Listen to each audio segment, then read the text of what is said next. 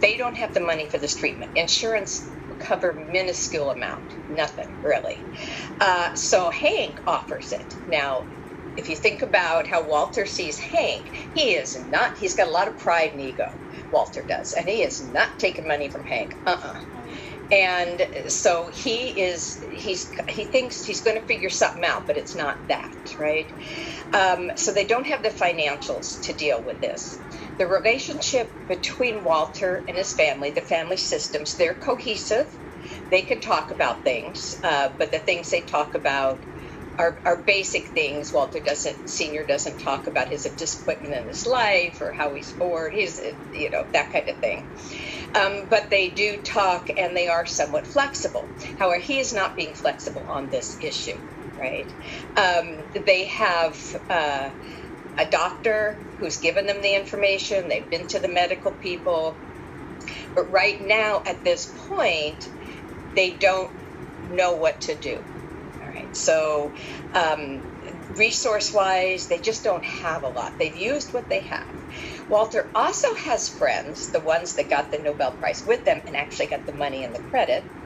They have money, right? And Skylar does sort of let them know Walter needs it, and they offer, and he says, heck no, right, he will not do that. So now we're getting to perception of the stressor, the cancer. Walter's pretty horrified, and his main thought is, I have to take care of my family. I'm not going to be around long. I'm not willing to accept other people's money for this treatment. I'm going to suck it up. I got to figure out how to make enough for them to go on without me. Skylar also is pregnant, which will actually go kind of in the next part of this. So he's really thinking, what am I going to do? I have to come up with a plan. Skylar, his wife, says, there's no problem. We borrow the money. You get it. We need you. I don't understand why you won't. I don't get it. Walter Jr. Jr. says same thing. I want you to live, Dad. You've got cancer. We can beat this with help. Hank and Marie also are like, we will give you the money. So no one can really understand. But they're all very worried because they know this is a progressive cancer. So Walter thinks about it for a while, and Hank has always offered to take him out on a DEA run with him, and they were going to bust a meth lab. So he went out, and they busted a meth lab. They got the cook, but the guy who deals, who he found out later when he saw him was his ex-student Jesse, gets away. All right. So he starts asking Hank, hey, how much money do these people make? And he shows him the amount of money they pulled in from that one bust. And Walter starts realizing he's a good chemist. He could make really good drugs. And this could get him enough money to put aside for his family. So he enlists the help of Jesse, after a while of convincing Jesse that his teacher really wants to do this. And the crisis comes, they decide to cook meth and deal.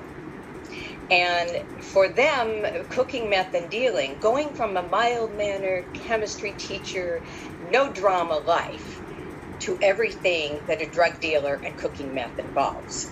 So he decides that they're going to make this money. The whole point is to set it aside for his family, know they're protected if he dies. And with this money, he decides he'll get the treatment because he needs to live longer to make enough money to make sure his family has it.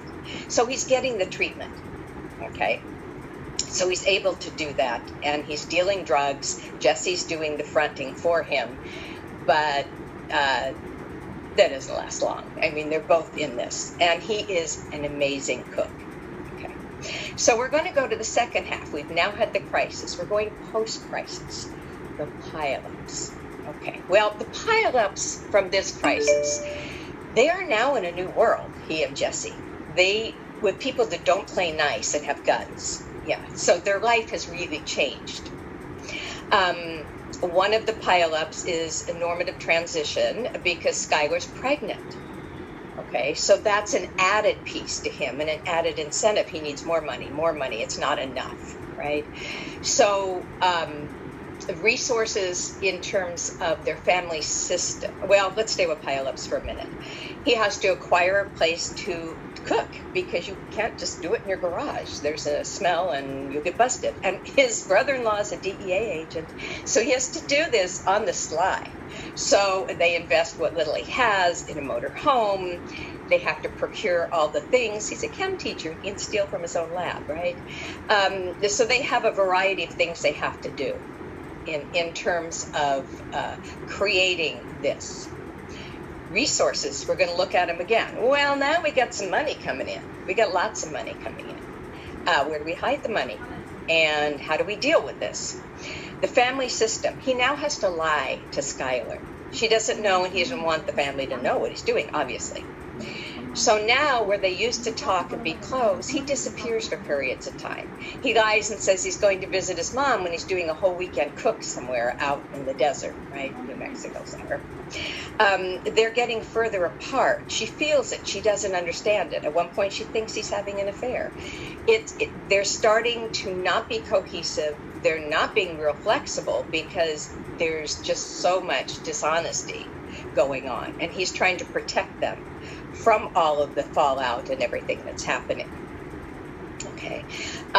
So as far as resources, money they have, he tells her that the other couple, because she doesn't really have access to that couple, he decided to take money for the treatment. So she knows he's getting treatment. Presumably he's getting better. He's now starting to feel something different he's never felt. He is now developing a sense of self, perception. Walter is now basically addicted to power. While it was get enough money for his family, he now has a sense of agency. He is someone. He is known as a legend. He gave himself a name, Heisenberg, and that's the name he uses when it's people know him by, they don't know who it is, but Heisenberg makes the best stuff, right? He's now a legend. And for the first time in his life, he feels like someone. It has gone from, I just need money for my family, to money's not it. It's power. And he says to his wife, she said, "Are you in trouble?" He said, "I am the trouble." And that's pretty clear. So for him, he is blossoming, not in a particularly good way, but for him, he's becoming someone, and that is addictive to him. Okay? He and Jesse are doing well. You know, there's a lot of fallout when you're a drug deal. A lot of people die. A lot of things happen. But they're now making more money. They have extended their territory. They brought in other people. They've done drug deal things, right? So his perception is this is going well. Everything's good. He has no sense that he wants to stop because he goes to the doctor and he says, "You're kind of in remission." So everybody's thrilled. So now he realizes he has more, and he takes on this persona. So his perception of the crisis is, this was the best thing he's ever done. This has developed who I am. There's just this weird thing he has about now being someone. Okay, and he has to hide it all from his DEA brother-in-law. Perception of the crisis. No one knows about it. But out in the society, the DEA is onto this Heisenberg guy, and they're trying to find him. So he's got that to deal with. Okay. His wife, Skylar's very happy that he's getting treatment, but she's starting to know something's up.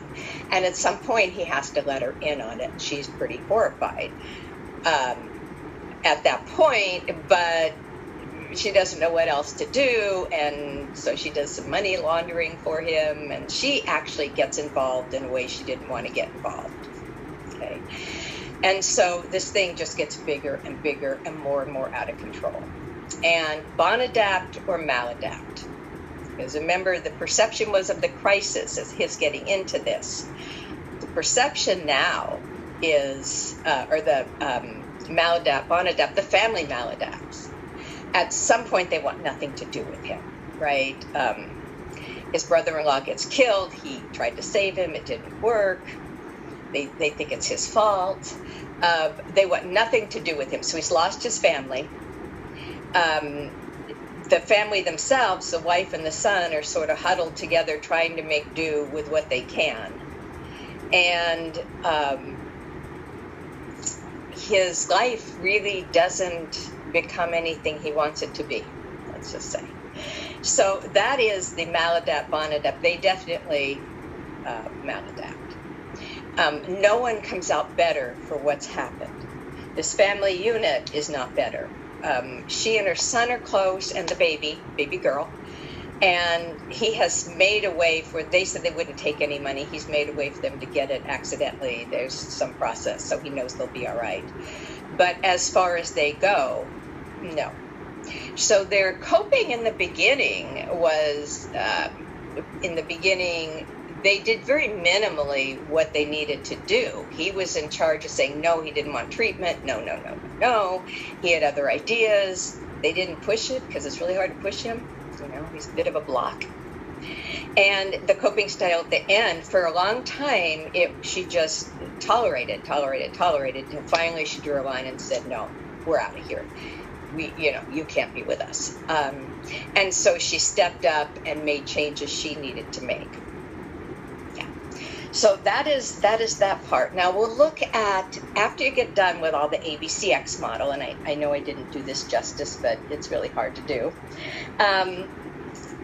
You're going to look at gender. Did it play a role? Okay, in this one it did a little bit. His wife wasn't working when he was working 2 jobs. She wasn't, because she was pregnant, and her last boss, it wasn't a good thing. And he felt like less of a man because he couldn't support them. Hank could totally support Marie in quite the style, and he couldn't. So there was that gender issue about who supports the family and all of that. That was part of it, and you could see that. They didn't have a ethnicity piece to this part of it was in the drug deal, and it was in New Mexico, and they had dealings with people below the border, and there was some of that, but they really didn't do it. There was more of a gender piece to this one. Yeah. So whatever you can add to your paper, add to it in terms of gender, ethnicity, those type of issues. When you're finished, make sure it's long enough. Remember, the title page doesn't count. Make sure I understand who it is, what it is. The stressor was Walt got cancer. Okay. The resources, talk about that. The crisis, be very clear, the crisis was. And it could be, for yours, it could be that it opens with a crisis, but then what happens to the family because of that crisis, or it opens with something that seems like the crisis, but that's going to be the stressor. And then the crisis becomes what happens to that family. For these guys, the stressor was very clear. The crisis was something the family wasn't aware of, but he was. Well, when you're holding a secret that big, there's a crisis in the family. And you could see what it's bound to disintegrate at that level. So make sure you're being very clear about what each of those are, including because the book does it weird. Perception, the little c, big C, perception of the crisis. Okay, how's everyone view that? Then you look at pile, you're looking at all that, and did the family bond adapt or maladapt? And it could go either way. I mean, in this one, Skylar and her son might have bond adapted really at some level, and Marie, because those were the only 3 left standing at the end together. And they became a little bit more of a tight connection. And so that was useful to them, but as a family, they did not. So I hope this helps you a little bit in seeing how to put this together. They obviously had a gazillion adventures, but that wasn't the overarching theme. The overarching theme was the illness, the crisis, how we deal with it, and the result. Okay. Come to office hours on Monday. If you need help, email me. If we need to put another one up, we will. Okay. So I hope this helps you. Let me know what you think, and I will see you again soon. Oops. There we go. All right.